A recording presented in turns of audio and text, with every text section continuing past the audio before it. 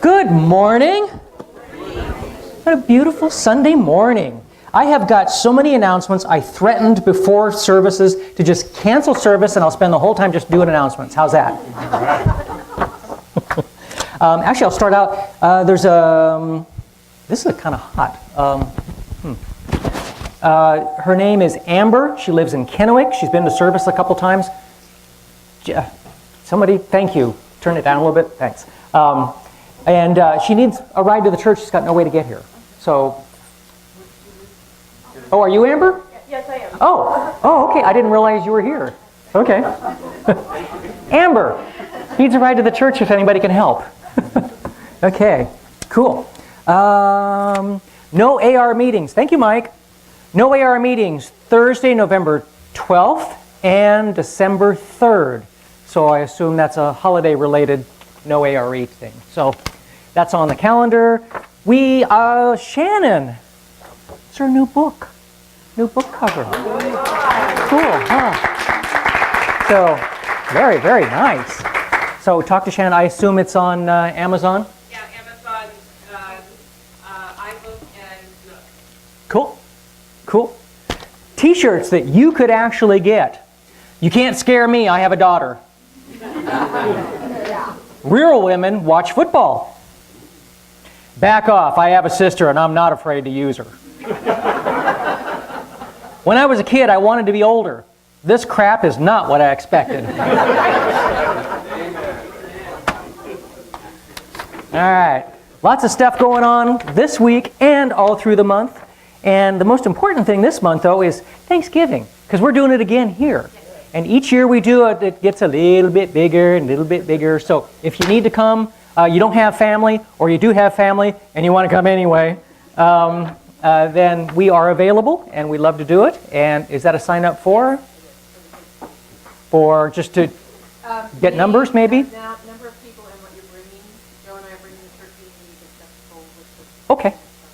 So I guess we'll pass around a sign-up sheet just so we can kind of get a vague idea. Obviously, if you don't remember to sign up, that doesn't mean you can't be here, and especially if your schedule is up and down and you're just not sure.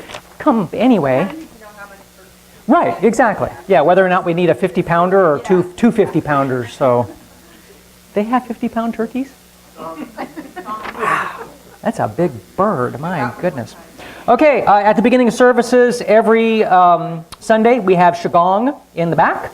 And today, of course, is Healing Sunday. Oh, I'm sorry, no, it's not. It's Oneness Blessing in the back, before service and after service. We're going to do something for the vets today. The Emotion Code is Monday, Essential Oils Tuesday, Interchange Wednesday, ARE not this Thursday, and then Dream Quest Part 3 on Saturday, and other things going on that are not even on the calendar. How cool is that? How cool is that? We do have a couple patron saints by the name of John Lennon and George Carlin.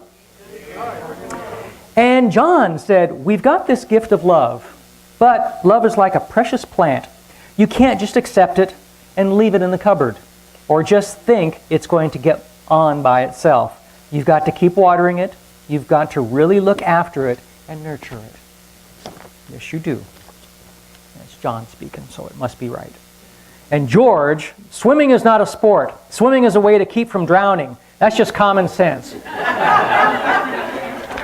Hey, George. My wife and I have been married for over 46 years. Our lives are totally in sync. For example, the same time I got a hearing aid, she stopped mumbling. Johnny Carson, Thanksgiving is an emotional holiday. People travel thousands of miles to be with the people they only see once a year and then discover once a year is way too often. From Butterball, the turkey folks. I guess these are excerpts from questions they actually get. I know I've seen them before, and it's just it's kind of disturbing sometimes. Is it okay to thaw my turkey in the bathtub while bathing my kids? Can I use my oven's self-cleaning cycle to speed up the cooking process? Woohoo! Why don't they just ask about a flamethrower, maybe? I don't know. If I cut my turkey with a chainsaw, will the oil affect the taste? I'm not sure. The family dog is inside the turkey and can't get out. Chihuahuas. I don't know. It's just, I don't know what to say about things like that. Sheesh. Goodness. Okay, things that make you go, Everything that emancipates the spirit without giving us control over ourselves is harmful. Yeah. Everything that emancipates the spirit without giving us control over ourselves is harmful. It was Johann Wolfgang von Goethe, 1749. Rudeness is the weak man's imitation of strength. In jealousy, there is more self-love than love. We are not satisfied to be right unless we can prove others to be quite wrong. William Hazlitt, 1778. See, they knew stuff back then. You know, we don't have a corner on that market. Until fairly recent times, thieves operating in the back streets of a metropolis frequently worked in partnership with a specialist known as a tripper-up. Using a walking stick with a curved handle or a piece of wire rope, this person was highly skilled in the art of tripping pedestrians who wandered into the alleys. Once a victim was down, an accomplice stripped him of his valuables. Since the robbers literally pulled the leg of a person in tripping him, the phrase entered speech to mean any mishap which leads to one stumbling. Through the centuries, it's changed its meaning to make fun of a person, causing them to betray their ignorance. A victim of today's tripper-up is not likely to lose his wallet, but may lose his temper. Yeah, tripped up, obviously. So, interesting. And one more of these. Sharon Stone's got a new thing on TV. I don't remember what the series is, but she's got one there. Actress Sharon Stone's first role in a feature film was a cameo in Woody Allen's 1980 comedy, Stardust Memories. She is credited only as Pretty Girl on Train.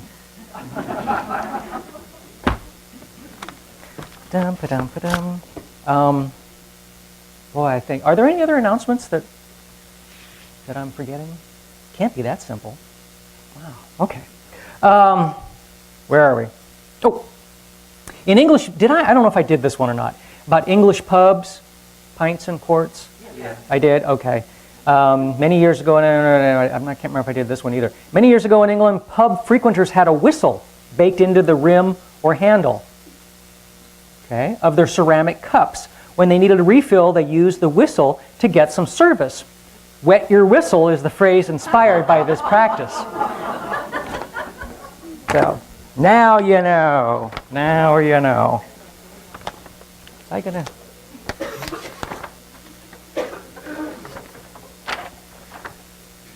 just... Oh, I did that one. Why is that one in there? Frank, the perfect man. A man walks out of the street and catches a taxi just going by. He gets into the taxi. The cabbie says, "Perfect timing. You're just like Frank." Passenger says, "Who?" Cabbie, "Frank. He's a guy who did everything right all the time, like my coming along when you needed a cab. Things happened like that to Frank Feldman every single time." Well, there are always a few clouds out for everybody. Well, not Frank. He was a terrific athlete. He could have won the Grand Slam at tennis. He could golf with the pros. He sang like an opera baritone and danced like a Broadway star. And you should have heard him play the piano. He was an amazing guy. Sounds like he was somebody really special. Oh, well, there's even more. He had a memory like a computer. He remembered everybody's birthday. He knew all about wine, which foods to order, which fork to eat with, and he could fix anything. Not like me. I change a fuse and the whole street blacks out. But Frank, he could do everything right. Wow, some guy then, huh? He always knew the quickest way to get out of traffic and avoid traffic jams. Not like me. I always seem to get stuck in them. But Frank, he never made mistakes, and he really knew how to treat a woman and make her feel good. He would never argue back, even if she was wrong. And his clothing was always immaculate. Shoes highly polished. He was the perfect man. I never knew him to make a mistake. No one ever measures up to Frank. An amazing fellow. How did you meet him? Well, I never really met Frank. He died and I married his wife.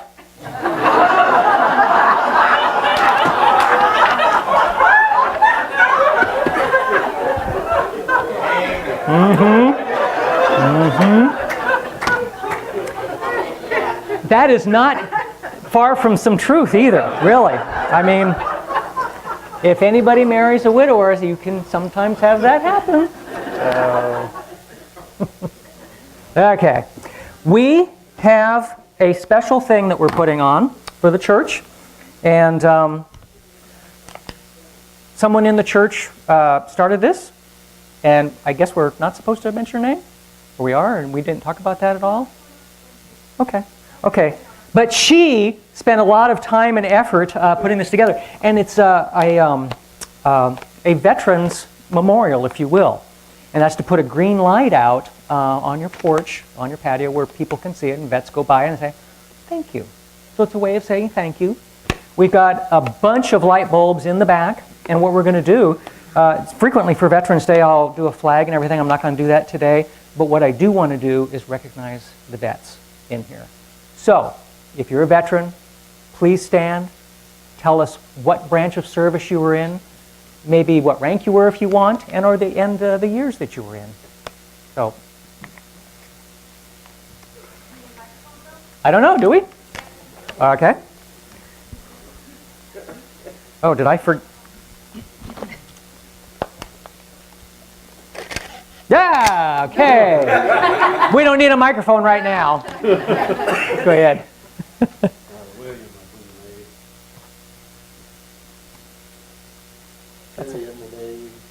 In the name. Yep. Yep. Josh, Army. Kelly, Army.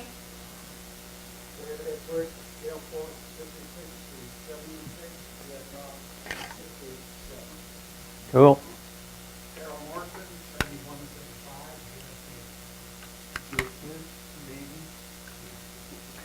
Phil Lynch, Air Force, 70 to 78, Air National Guard after that. So, fun stuff. And Daryl, now it's you. Thank you so much for everybody. Appreciate your service. I really do. Yeah. Okay, I would like to invite each and every one of you, high school I look for over here, as the Veterans Day Assembly on Tuesday at 8 o'clock. It'd be an honor to have you there. Can't get off without the thinking of the end. After service, Thank you. if we could have at least a couple of vets, if not all of you, in the back handing out the green lights. Everyone, please take a green light. We're going to do it. We'll probably have, one per family, please. But we might have enough for to do this for 2 weeks. Hard to say. We've got quite a few back there. So thank you again. Please participate, and thanks for your service. Let's do a song. Actually, I'm going to do a song, and then right after that, you'll see some stuff on the thing a little bit, because I'm going to go ahead and just cue up a commercial real quick about this event, because it is a national event.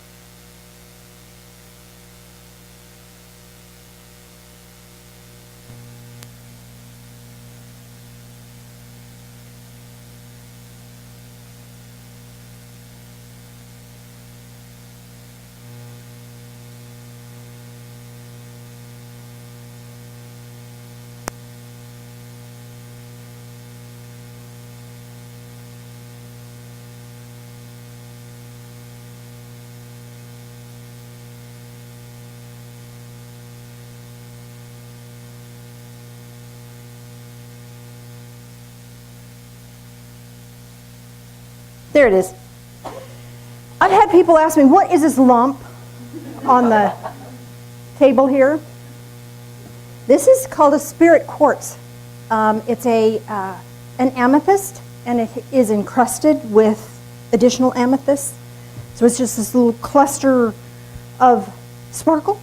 The energy of this particular stone it takes the energy of the amethyst, which is divine connection, and it amplifies that and gives us all an amplified connection with spirit. So it's kind of an appropriate thing to have on our table here. So that's what this lump is. It's very pokey, but you could come up and take a look at it and enjoy that if you'd like. Wow. Hi there. Do you remember a few weeks ago I did a message, had the blue scarf, and I did the message about pain? Well, I was wondering, why did we have that? Why was that an important experience? Yeah, it was good to give you some information on pain relief. But I just kind of was niggling in the back of my head. I kind of dismissed it as much as I could. And then all of a sudden I had a flash that we can apply the same principle spiritually in our manifesting. We started in September and started talking about manifesting, different aspects of manifesting. It's not just think and there it is, all of a sudden you've got something. Thank goodness, because if you all thought about an elephant and poof, we all had elephants, it would be really not a good thing. So there's a little bit of a delay, which is a wonderful thing, a delay between your intent and your experience of that and manifesting, making it physical into physical form. You've heard the phrase, thoughts are things. Well, thoughts are things, and they become things, and there are things that we do that block that like crazy. And so we've been talking about things that we can do to help ourselves get in a place where we are more able to manifest more quickly the things that our heart desires. So, as I was pondering this, it came as a big flash that the very same principle we use for pain relief, we can use for manifesting. So let me give you a brief review of the pain stuff. So have you ever had a headache and it throbs?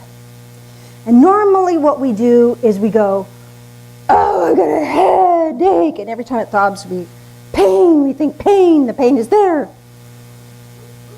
We do, because it's there, it's in our face, the pain. We want it to stop, we want absence of pain, we don't want that pain. However, if we pay attention, we'll notice that there's a throb of pain, and the pain will withdraw to the point there's no pain. And then the pain surges again. If we can hold on to the no pain, be in that space where there's no pain, the no pain amplifies, and the pain subsides. I've suffered with migraine since I was an infant, and so pain relief is really a big thing for me, and sometimes medicine works and sometimes it doesn't. So being able to have techniques that work for me, this one will work. So focus on the moment, that instant there's no pain, and the pain softens and dissipates. Now you have to keep at it. You have to keep at it. So the next time there's a surge of pain, you go, look, there's pain. But look, no pain. There's no pain right here. And be in that moment of no pain. Same thing happens in life with manifesting. You're going to love this, Crystal. You already do, don't you? She knows where I'm going. We haven't talked, but she knows where this is going. We figure out whatever it is that we don't have in our life, and we focus on how awful that is. Do we not? It's human nature. I don't have a relationship. I hate my job. I don't have enough money. And we focus on that. And we forget. Y'all be praying for Phil now, you hear?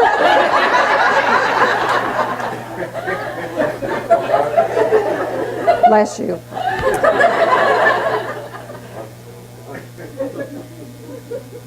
And the reason you're laughing is because you know you do the same thing. Right? Heads are nodding, yes. So we focus on what we don't have. We focus on what is not okay in our world. And the stuff that's really good is ignored. So what if you take that same principle and whatever it is that you don't have, you manifest that, and you manifest that by saying, my intent is that I'm going to acquire blah, blah, blah, whatever that is. Or stating to yourself your intent for welcoming that into your life. Then you let it go and let God do God's part. We think we have to do God's part and make it happen. That's manifesting. I gotta manifest this. Well, let's look at that for a second. I'm going to take you to the good book. It's a good book. Good stuff in here. Might want to read it someday. Genesis, first chapter. In the beginning, God created the heavens and the earth. Talk about manifesting. Holy cow! He's the expert. And the earth was formless and void, and darkness was over the surface of the deep, and the Spirit of God was moving over the surface of the waters. Now, the word moving can also be translated as hovering. Ooh, waiting. Okay, waiting for instructions. What do I do? Tell me. I'll make it happen. And then God said, let there be light, and there was light. So here's a big, huge key. That the Holy Spirit is ready, hovering to bring to you what your intent is. And the more we try to make it happen, we get in the way. Get out of the way. Let Spirit do Spirit's work. Your job is to figure out what your heart desires. That's hard, you know? We think, well, I should have blah, blah, blah. When if there's a should there, that's not what your heart wants. That's a judgment. So if you hear yourself say, I should have a relationship, or I should do this, or I should have a better job, or whatever. Nope. That's not what your heart wants. It's not what your soul wants. And you can only manifest what your heart desires. So if you're not manifesting what you really want in life right now, it's because you're not manifesting from here. You're manifesting out of judgment of, it's not the way I think it should be. It's okay to have preferences. We all have preferences. I have some preferences. But when our preference aligns to Spirit, magic happens. Miracles happen. And that's when Divine Spirit can work in our behalf. So here's the deal. I hate my job. If you hate your job and you're focusing on how icky it is, I don't know about you, I've had some icky jobs. Not fun. Not fun. You're grateful because they put food on the table and that's about it. But if you're focusing on that, on how negative that is or how not okay that is, what are you going to bring into your world? Not okay. Because you were telling Spirit, this is not okay, I'm focused on it, bring me more. Bring it. Just bring it on. You ever notice when bad things happen more? So we need to take our energy and shift it. Instead of focusing on what we don't like, maybe we have a few really, really good friends. Focus on that. Be grateful for them. Hook up with them, meet up with them, have coffee, text them, have phone calls. Enjoy that. And what the Spirit hears is, bring me more of that. Remember we talked about when we get in that no pain, and the no pain amplifies? It's really grace. When we focus on what's really, really good, more of that comes, and that's talking about grace. Now let me share with you another key to accessing grace. This is just the coolest thing. Came across this recently. Just the coolest thing. I've read this before, but this is the coolest thing because I never put two and two together. It's very cool. Psalms 37, verse 4. Delight yourself in the Lord, and He will give you the desires of your heart. Huh? Delight yourself in the Lord, and He will give you the desires of your heart. Not what you think you should have, but what your heart desires. Commit your way to the Lord. Trust also in Him. He will do it. Not your job. Not my job. Not your job. We get to let that go and let Spirit do Spirit's work. Now, there's another key here. Before I forget. So, delight yourself in the Lord. That's that positive, happy, wonderful stuff. If you're whining, stop. It's a luxury you cannot afford anymore. It's like, I don't have enough money for 12 cups of coffee, 12 Starbucks this week, so I'll only have 3. It's a luxury you can't afford. Well, I really can't go to that movie this time. It's a luxury I just can't afford this week. Whining is a luxury you cannot afford. The price is too high. You're cheating yourself out of life. Ask me how I know this.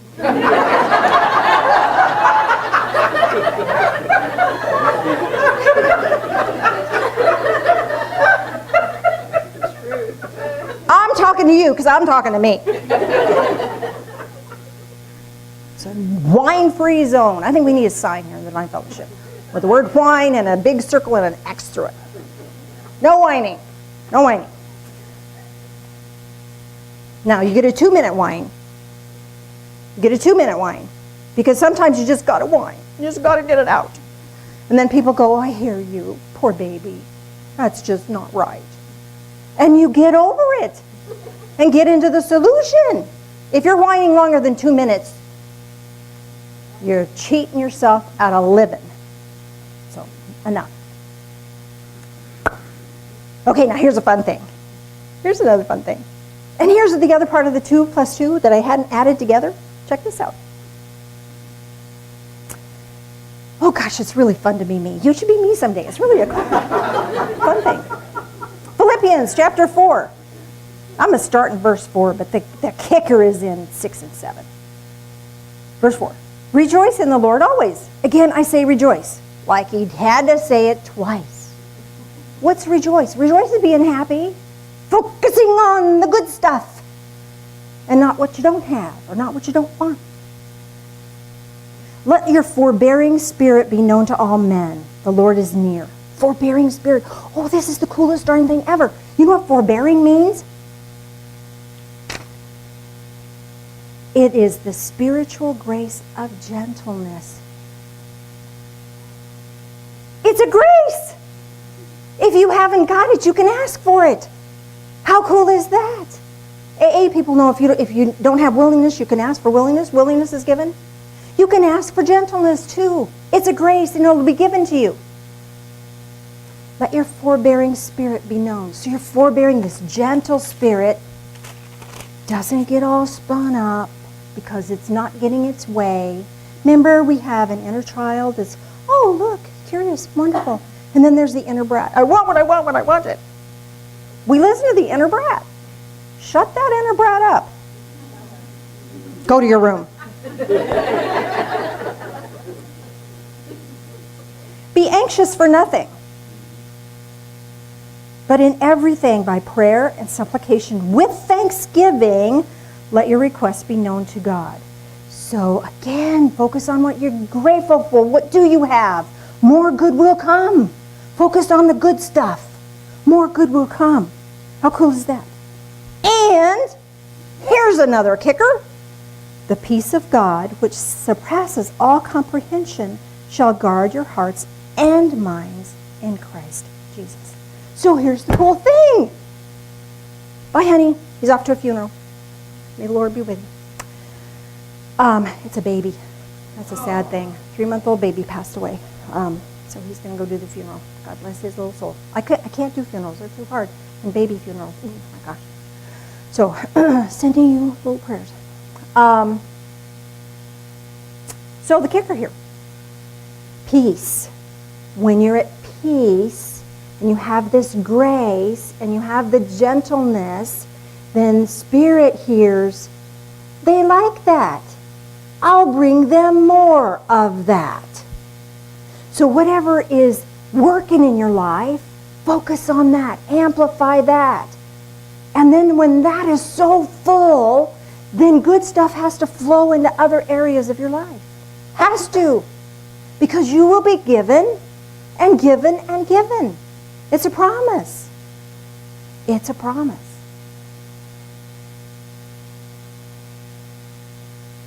So whatever is lacking in your life right now, the key is identify not the lack, but what's the real thing your heart desires. So we've talked a little bit about the mind says, well, I should have this. What does your heart desire? If it's a relationship, your mind says, I should have a person in my life. Well, your heart is saying, no, I don't want just any person. I want to be loved in an equal measure with the love in which I receive. I want to give and receive love equally. That's what your heart, soul want. That's what you focus on. Then you find in your life where there's love given and received in your life. And you amplify that. You focus on that. And you bring this grace of gentleness into that aspect of your life 100%. And more than that, you just keep at it. You can't help but have it in other areas of your life. So let's say you have a job you just don't like. So you're telling yourself, well, I should have a better paying job. Your soul and heart, maybe they don't care about money. Maybe your heart wants worthy work. Right? Right? So put your hands to doing something worthy now and something else. So maybe that's volunteering somewhere. Maybe that's creating a craft that you put your heart and soul into, and do it with this loving grace, and that amplifies and will amplify in your work. It can't help it, because that's Spirit's work, not yours. That's Spirit's work. And who knows, maybe the reason that you hate your job is something that has nothing to do with the job at all. Maybe there's somebody there that gets a promotion and gets moved away, or something else happens, and all of a sudden you find you love your job. And changing jobs wouldn't have fixed that at all. So what are some other areas in which we feel like we might have lack? Finances?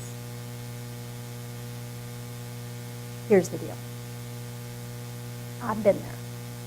Phil and I, we were talking about this the other day. He read an article about failure and how failure makes a person interesting.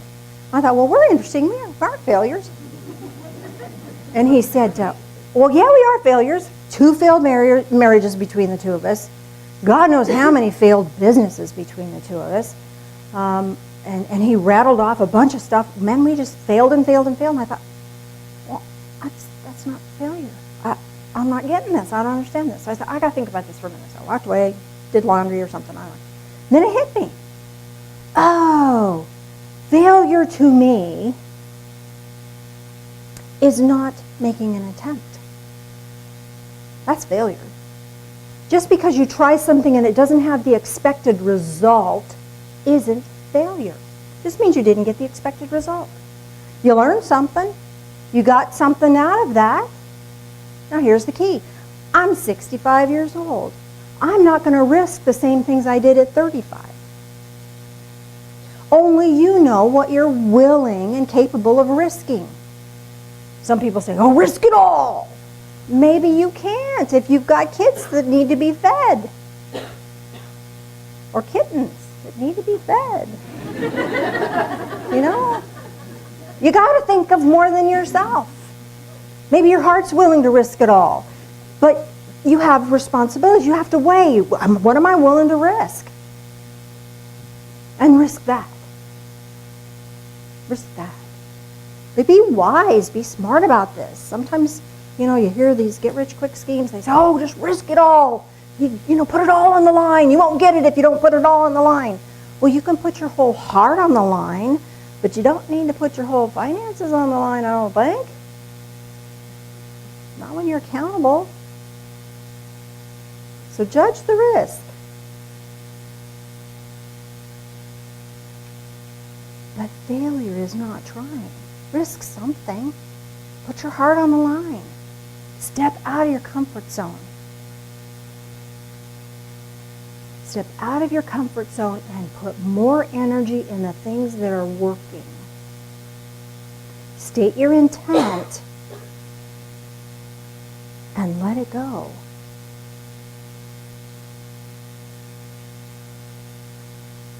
I said this before, and people were kind of surprised. You hear, well, I want financial freedom. I don't want financial freedom. That means money doesn't stay. I want financial security, thank you very much. Be careful what you say to yourself. So state your intent clearly, and state your intent to divine source. Because you aren't doing it alone. You have help. And the part that you can't do, Spirit can. So state your intent from your heart space of what your heart really desires. Think about it. Ponder it. Get to the heart of the matter. What does your heart really desire? Respect and appreciation? There you go. Worthy work? There you go. And then do that in other areas of your life, and that sends a signal to Spirit, oh, that's what they want. Let's give them more of that, and let's give them more of that, and more of that, and more of that, and more of that. And then it'll expand in every arena of your life. Every arena of your life. Let's do a guided meditation. Shall we?